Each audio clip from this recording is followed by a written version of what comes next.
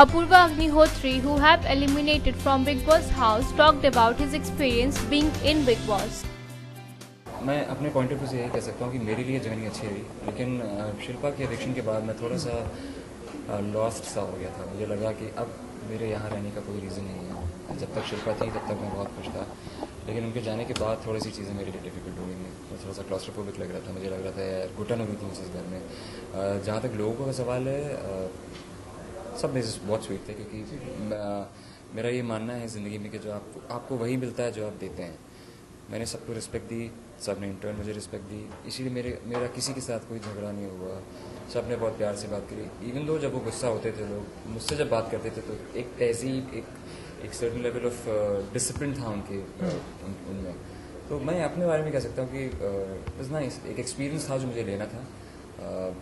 Big boss के title के लिए मैं कभी भी मतलब एम नहीं कर रहा था। मेरा सिर्फ एक ही मोटिव था कि एक्सपीरियंस करो और घर पे आ जाओ, जो मैंने किया, और ओवरऑल बढ़िया था। डेफिनेटली अगर इन टर्म्स ऑफ टास्क देखें तो मैं आई वॉज वेरी हैप्पी, मैं बहुत खुश था। और मैंने डिसाइड किया था कि वो अगर वो बोलेंगे टकले हो जाओ तो मैं टकला हो जाता, अगर वो बोलते कि पानी में कूद जाओ तो मैं कुछ भी करता, ना कि दूसरों के लिए बल्कि अपने आप के लिए। Apurva praised Salman Khan and said that no one can even better host Bigg Boss than Salman Khan.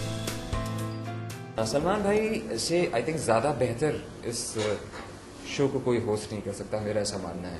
और यकीन मानिए, तो आप लोग जो भी 40-45 मिनट शो देखते हैं, इस शो को होस्ट करना वाकई बहुत डिफिकल्ट है, बिकॉज यहाँ पर सब तरीके के अतरंगी लोग हैं और उनके जवाब अतरंगी होते हैं। बट सलमान भाई का प्रेजेंस ऑफ माइंड जो है कमाल का है, और वो जब उन्हें डांटना होता है तो प्यार से बता भी देते हैं कि आपको क्या करना चाहिए क्या नहीं करना चाहिए, और जब मजा करना होता है तो उनसे ज्यादा मजा भी कोई नहीं कर सकता। मेरे ख्याल से परफेक्ट होस्ट है सलमान भाई।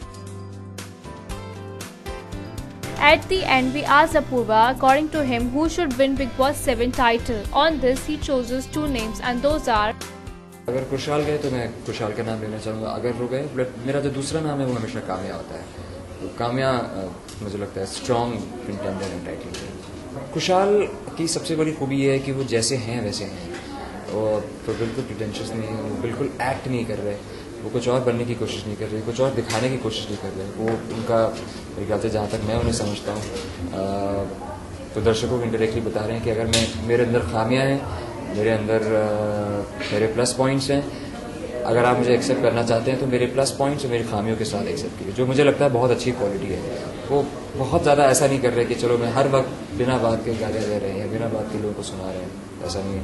काम्या इसलिए क्योंकि काम्या के अंदर एक बहुत परफेक्ट कॉम्बिनेशन है। काम्या एग्रेसिव भी हो सकती हैं, काम्या करेक्ट चीज़ के लिए खड़ी भी हो सकती हैं, अपनी ओपिनियन भी दे सकती हैं बहुत स्टर्न होके। तो ये दोनों नाम मेरे जहन में आते हैं। For Bollywood Helpline, Shilpi Rana with editor-journalist Fahad Siddiqui.